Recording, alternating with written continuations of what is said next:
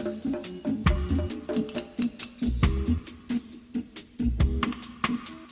right. Anybody, options? What you thinking? Beside my busted up glove. Slimy what? Slime what? In the nose, right?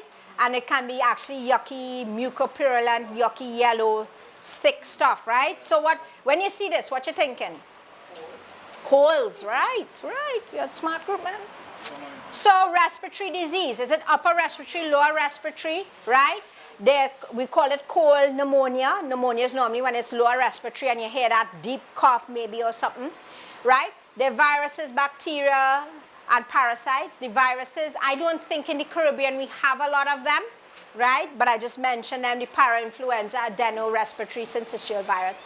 We have tested, we haven't really seen any of that in Jamaica, right? I think more in the Caribbean, we have more of the bacterias and the parasites, right? So bacteria would be the pastorellas, the mycoplasmas, the higher, actually I don't think we have a lot of mycoplasmas in the Caribbean. Not in this type. And then what we call the Mannheimia hemolytica, and then parasites would be nasal worms, and nasal bots and lungworms, okay?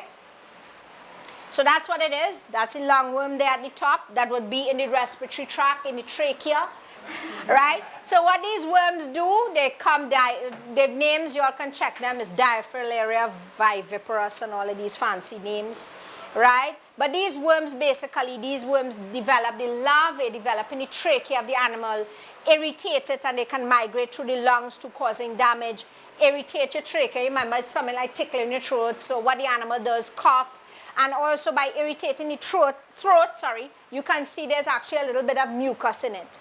So again, causing that nasty, yucky cold sometimes. Nasal bots, this is nasal bots. Most people who have ever imported sheep from the US will have some form of nasal bot there.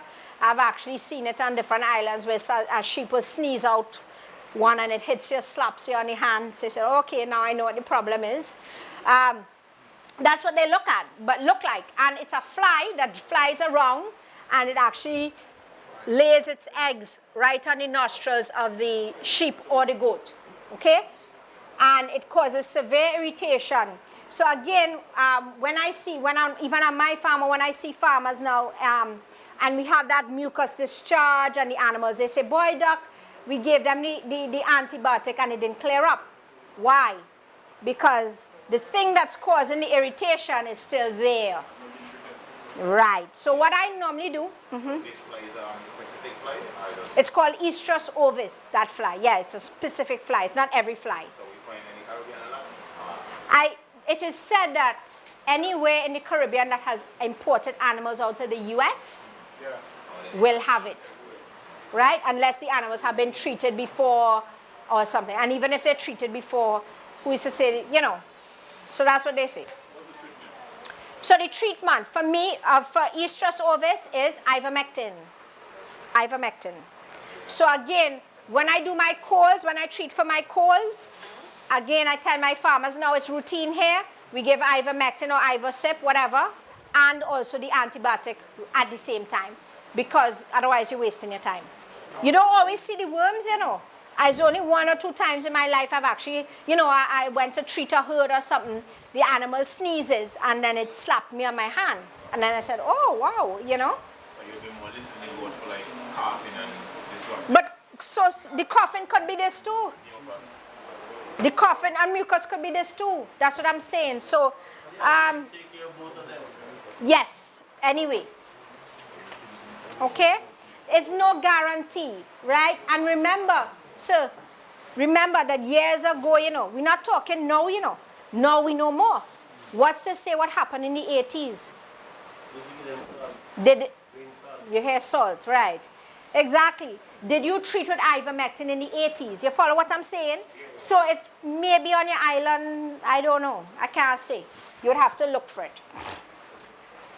Remember, we imported animals many years ago. I'm not talking about now, Now the protocols are a little bit better and the chances of picking up something from an imported animal are very, I think, low. But years ago, I don't think we knew certain things and checked for it. So, all right. And if we have a pneumonia, that's what the lung will look like. That's consolidated lung tissue.